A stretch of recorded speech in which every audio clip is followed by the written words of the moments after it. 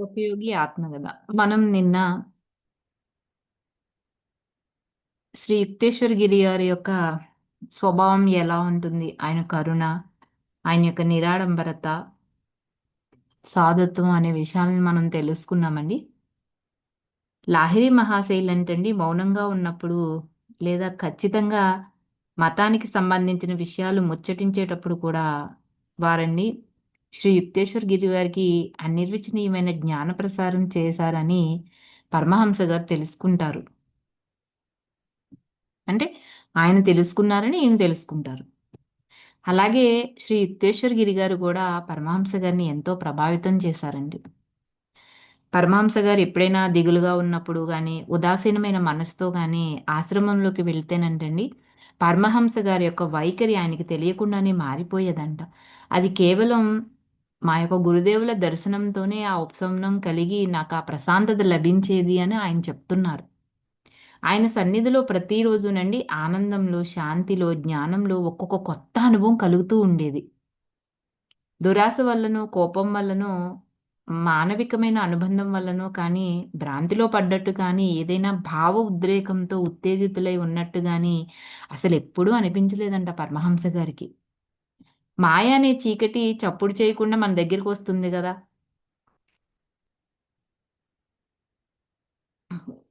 లోపలింటికి వెళ్ళిపోదాం త్వరగా పద అని పరమహంస గారిని వాళ్ళ గురుదేవులు ఎప్పుడు హెచ్చరిక చేసేవారంటండి. ఎందుకంటే క్రియాయోగ సాధన చేయవలసిన అవసరాన్ని తన శిష్యులకు నిరంతరం శ్రీ యుక్తేశ్వర గిరి గారు గుర్తు చేసేవారు. అప్పుడప్పుడు కూడా ఒక్కొక్క కొత్త విద్యార్థి ఆ యోగ సాధన చేయడానికి తనకున్న అర్హత విషయంలో సందేహాలను వెళ్ళబుచ్చుకునేవారంట.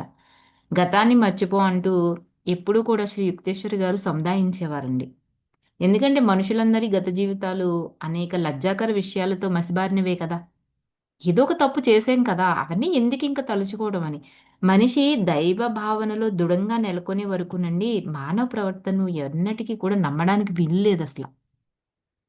అందువల్ల నువ్వు ఇప్పుడు ఆధ్యాత్మిక కృషి చేస్తున్నట్లయితే ఇక ముందు ప్రతీదీ కూడా మెరుగవుద్ది అని శ్రీ యుక్తేశ్వరగిరి గారు వాళ్ళకి జ్ఞానోపదేశం చేసేవారు.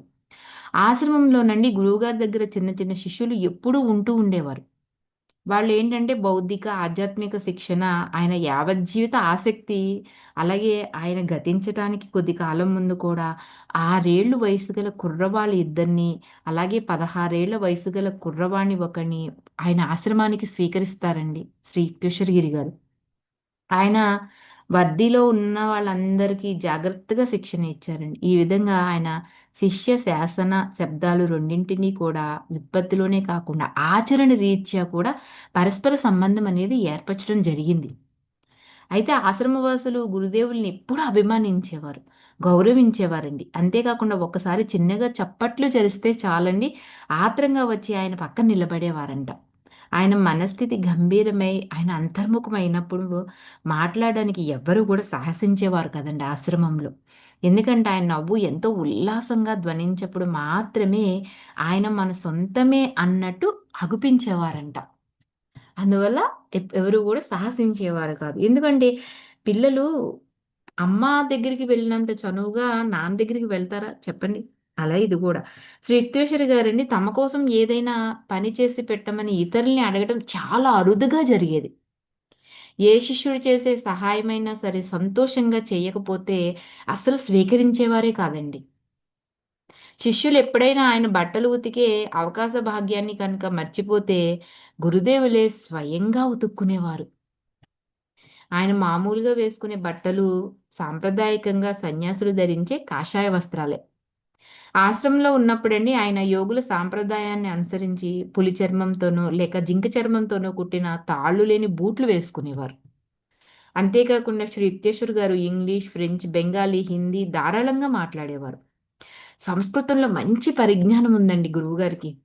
ఇంగ్లీషు, సంస్కృతం నేర్చుకోవటానికి తాము నేర్పుగా రూపొందించిన కొన్ని సులభ పద్ధతులు చిన్న విద్యార్థులకు మాత్రం మంచి ఓపికగా నేర్పేవారు శ్రీ యుక్తేశ్వర్ గిరి గారు. గురుదేవులకు తమ శరీరం మీద ఆపేక్షస్తులు ఉండేదే కాదు. దాని విషయంలో ఆయన ఎప్పుడూ జాగ్రత్తగా ఉండేవారండి. ఎందుకంటే దేవుడు శారీరక, మానసిక స్వస్థతల ద్వారానే సరిగ్గా అభివ్యక్తం అవుతాడని ఎప్పుడు చెప్తూ ఉండేవారు. అతిగా ఉన్నవన్నీ కూడా ఆయన నిరాకరించేవారండి. ఏదైతే దీర్ఘకాలం ఉపవాసం చేయదలిచిన ఒక శిష్యుని చూసి నవ్వుతూ గురుదేవులు ఎప్పుడూ కూడా "కుక్కకి ఒక ఎముక వెయ్యకూడదా?" అన్నారంటండి ఒకసారి. అంటే ఉపవాసం అనేది ఆదర్శవంతమైన సహజ క్షాళన పద్ధతి అని వాళ్ళ గురుదేవులు ఆమోదించారండి. కానీ ప్రత్యేకించి ఈ శిష్యుడికి మాత్రం ఒంటి మీద ధ్యాస ఎక్కువ. అందుకే ఒంటి మీద ఒక ఎముకైనా కుక్కలకి వేయొచ్చు కదా! అని వ్యంగ్యంగా అన్నారన్నమాట.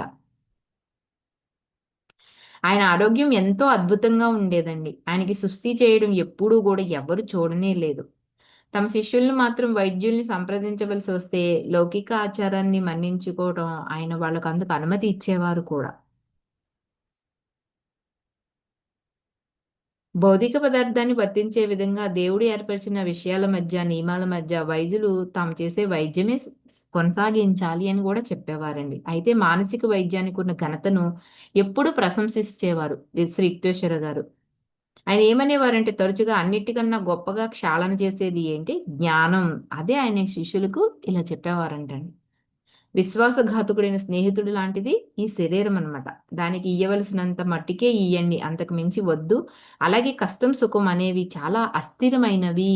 ఎందుకంటే ఈ ద్వంద్వాల ప్రాబల్యం నుంచి బయటపడటానికి మనం ప్రయత్నిస్తూనే వాటినన్నిటినీ కూడా నిబ్బరంగా ఓర్చుకోమని చెప్తున్నారు. జబ్బు, స్వస్థత కూడా ప్రవేశించే ద్వారం ఊహ లాంటిది. మీకు జబ్బుగా ఉన్నప్పుడైనా సరే జబ్బు అనే వాస్తవాన్ని అసలు నమ్మొద్దు అని చెప్తున్నారు. గుర్తింపు పొందని ఆ సందర్శకుడు పలాయనం చిత్తగిస్తాడు. ఎప్పుడైతే దాన్ని గుర్తించమో, ఆ గుర్తింపు పొందనప్పుడు ఆ సందర్శకుడు ఎలా వచ్చాడో అలాగే పలాయనం చిత్తగిస్తాడు అని చెప్తున్నారండి. అసలు ఎంత ఆహ్, అద్భుతమైన మాటో చూడండి. మన శరీరంలో జబ్బు ఉన్నా కూడా దాన్ని గుర్తించొద్దు అంటున్నారు.